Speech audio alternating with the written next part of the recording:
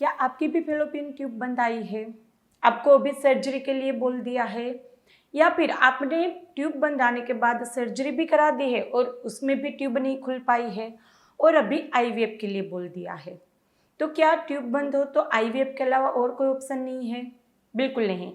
यदि आपकी ट्यूब बंद आ रही है, चाहे वो एक ट्यूब बंद है, दोनों ट्यूब बंद है, या फिर आपको ट्यूब में सूजन है, हाइड्रोसल्फिंग्स है, और आपको ये बोला गया है कि आपकी ट्यूब काट के क्लिप करके आईवीएफ करना पड़ेगा। शायद आप लोग ऐसे जिन्होंने 1 या 2 साइकिल आईवीएफ भी करा चुके होंगे और फिर अब आपको ऐसा हो गया कि अब तो सब रास्ते खत्म, ट्यूब भी बंद है, आईवीएफ भी फेल, तो क्या मैं कभी कंसीव नहीं कर पाऊंगी? बिल्कुल गलत है आप। हमारे यहाँ होम्योपैथिक मेडिसिन से विदिन 1 to 4 मंथ आपकी ट्यूब इजीली खुल जाती है, और मेरे यहाँ 50% केसेस में ट्यूब बंद हो फिर भी 1 या 2 महीने में भी कंसीव कर जाते हैं। तो यहाँ पर ट्यूब बंद यानी कि सर्जरी और आईवीएफ ऐसा बिल्कुल नहीं है। होम्योपैथिक मेडिसिन से हम ट्यूब को खोल सकते हैं, आप नेचुरल कंसीव कर सकते हैं। और यदि 4 महीने में कंसीव नहीं होता तो आप वापस एचएसजी करा के देख सकते हैं, तो 4 महीने बाद ट्यूब खुल ही आती है। तो यहाँ पर पहले तो ये डिस्कस करते हैं कि आपकी ट्यूब बंद क्यों होती है। मुझे बहुत सारे लोग ये पूछते हैं कि ट्यूब बंद होने का कारण क्या है। तो पहले मैं यहाँ पे बता दूँ ट्यूब बंद कहाँ कहाँ से हो सकती है। ये है आपका यूट्रस, बच्चेदानी, और ये है दोनों ट्यूब, और ये है ओवरी जहाँ से अंडा बनेगा। अब ट्यूब का खुला होना प्रेगनेंसी के लिए क्यों ज़रूरी है? जैसे ही रिलेशन के बाद स्पर्म यहाँ पे ट्यूब में आएंगे, ओव्यूलेशन के बाद अंडा ट्यूब में जाएगा, यहाँ पर ही दोनों मिलेंगे। पहले 7 दिन बच्चा यहाँ बनेगा, फिर वो यूट्रस में जाके चिपकेगा। तो यहाँ पर यदि आपकी ट्यूब बंद है तो प्रेगनेंसी रुकेगी ही नहीं। उसको रीज़न क्या है बंद होने का? तो सबसे पहला एक रीज़न ये रहता है एंडोमेट्रियोसिस, यानी कि आपकी जो एंडोमेट्रियम लाइनिंग है वो एक्सटेंड होके आपकी फैलोपियन ट्यूब में और ओवरी में चली जाती है और ओवरी में सिस्ट बनाती है, जिसको एंडोमेट्रियोमा बोलते हैं, चॉकलेट सिस्ट बोलते हैं, कॉम्प्लेक्स सिस्ट बोलते हैं। तो एक तो कारण रहता है एंडोमेट्रियोसिस, उसके चलते वहाँ पे एडिशंस बन जाते हैं, जाले बन जाते हैं, जिसके चलते ट्यूब बंद हो जाती है। अब वहाँ पर यदि आपको सिस्ट की दिक्कत है, आप प्लान कर रहे हैं सिर्फ और सिर्फ सिस्ट के ऊपर फोकस कर रहे हैं, तो सिस्ट के केस में 80% केसेस में ट्यूब बंद होगी। अभी तक यदि आप नहीं चेक कराया सिस्ट है और प्लान करे नहीं रुक रही है, चेक ना कराया, तो पहले एचएसजी कराना ज़रूरी है। दूसरा रीज़न रह सकता है आपको आगे कोई प्रेगनेंसी रुकी हो।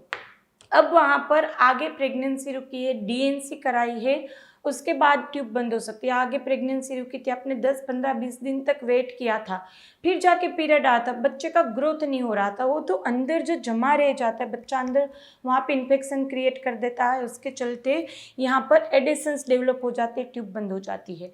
तो आगे प्रेगनेंसी रुकी हो तो एचएसजी जल्दी से नहीं कराते, ये बोलते हैं कि मेरी तो अभी प्रेगनेंसी रुकी थी तो मेरी तो ट्यूब खुली होगी, तो वहाँ पे ट्यूब बंद होने के चांसेस हाई रहते हैं। तीसरा रीज़न होता है टीबी। यदि पास्ट में कभी टीबी हुआ है आपको, ट्यूबरक्यूलोसिस, अब लंग का खांसी वाला टीबी नहीं, पूरे बॉडी में कहीं भी टीबी हो सकती है, आपकी रिप्रोडक्टिव सिस्टम की भी टीबी हो सकती है। तो यदि टीबी हुई है तो भी आपकी ट्यूब बंद रहेगी। दूसरा, वहाँ पर यदि आपको पास्ट में बार बार इन्फेक्शन हुआ है, यूरिन इन्फेक्शन या वजाइनल इन्फेक्शन बार बार हो रहा है, तो भी ट्यूब बंद हो सकती है। यदि पास्ट में आपने कोई सर्जरी कराई है, उसके बाद वहाँ पे जाले जैसी रचना बन जाती है, जिसको हम स्केरिंग डेवलप होना बोलते हैं, तो स्केरिंग डेवलप हुई हो तो भी वहाँ पे ट्यूब बंद आती है। यदि आपकी आगे एक्टोपिक प्रेगनेंसी रुकी थी, तो एक्टोपिक तो चाहे आपने इंजेक्शन से ठीक कर दी है, या एक ट्यूब में एक्टोपिक प्रेगनेंसी रुकी थी, दूसरी ट्यूब में भी स्केरिंग एडिशंस हो सकते हैं, जिसके चलते वापस प्रेगनेंसी ना रुक रही हो। तो एक प्रेगनेंसी आपकी एक्टोपिक हुई है तो वहाँ पे ट्यूब की दवाई चला के ही दूसरी प्रेगनेंसी प्लान कीजिए, क्योंकि वहाँ पे आपकी वापस एक्टोपिक ना रुक जाए। तो यहाँ पे इतने रीज़न रहते जिसके चलते आपकी ट्यूब बंद आएगी। अब कहाँ कहाँ से बंद होगी?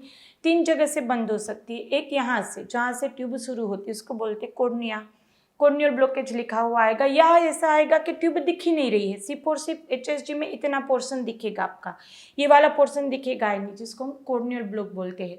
दूसरा रहता है यहाँ पर एम्पुलरी या डिस्टल ब्लॉक, यानी कि थोड़ी ट्यूब दिखती है फिर नहीं दिखती है, तो उसको बोलते हैं डिस्टल ब्लॉकेज। अब यहाँ पर यानी कि एंड तक दिखती है ट्यूब, लेकिन डाई यहाँ से बाहर नहीं आ पाती। आप देखेंगे यहाँ पर किस तरह से चिपका हुआ है, फिम्ब्रियल एंड वहाँ पे चिपक जाते हैं। ये हमारे हाथों जैसी रचना रहती है। ये जो ट्यूब है उसका फिम्ब्रियल एंड है, ये उंगलियों जैसा रहेगा, वो कैच करेगा इस तरह से, तो ये इस तरह से रह जाएंगे, तो अंडा कैच ही नहीं कर पाएगा। फिम्ब्रियल ब्लॉकेज बोलते हैं उसको।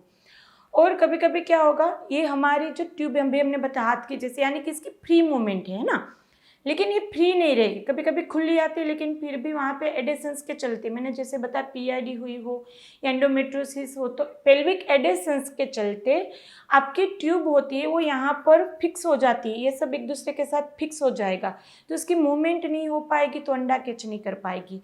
तो वहाँ पर आपको कभी कभी पेल्विक एडेसेंस या फिर आपको लोक्यूलेटेड स्पील ऐसा लिखा आएगा या रिस्ट्रिक्टेड स्पील ऐसा लिखा आएगा। थोड़ा सा डाई बार आता है, लेकिन वो कोई काम की नहीं, वो ट्यूब बंदी हम गिनेंगे। और जैसे हमने बताया हाइड्रोसल्फिंग्स, यानी कि इस तरह से आपकी ट्यूब में सूजन आ जाती, पानी भर जाता है। हाइड्रोसल्फिंग्स तो विदिन 1 मंथ क्लियर हो जाते हैं। यदि बहुत ही ज़्यादा आपकी पुरानी दिक्कत है या बहुत ही ज़्यादा मात्रा में उसकी भी रहती है साइज सिस्ट की तरह, बड़ी साइज़ की है, तो फिर वहाँ पे 2-3 महीने लग सकते हैं। बाकी हिमेटोसल्फिंग्स भी रहती है, यानी कि अंदर खून जम जाए ट्यूब में। कभी कभी हाइड्रोहिमेटो भी रहती है, तो ये सब की भी ट्रीटमेंट पॉसिबल है। आपको बिल्कुल भी सर्जरी आईवीएफ के लिए जाने की ज़रूरत नहीं है, क्योंकि सर्जरी में 5 to 10% चांस रहेंगे खुलने के, बाकी बंदी आएगी। और आईवीएफ के चांस भी आपको पता है, 1 साइकिल 2 साइकिल कितनी साइकिल कराएंगे, और खर्चे लाखों में है।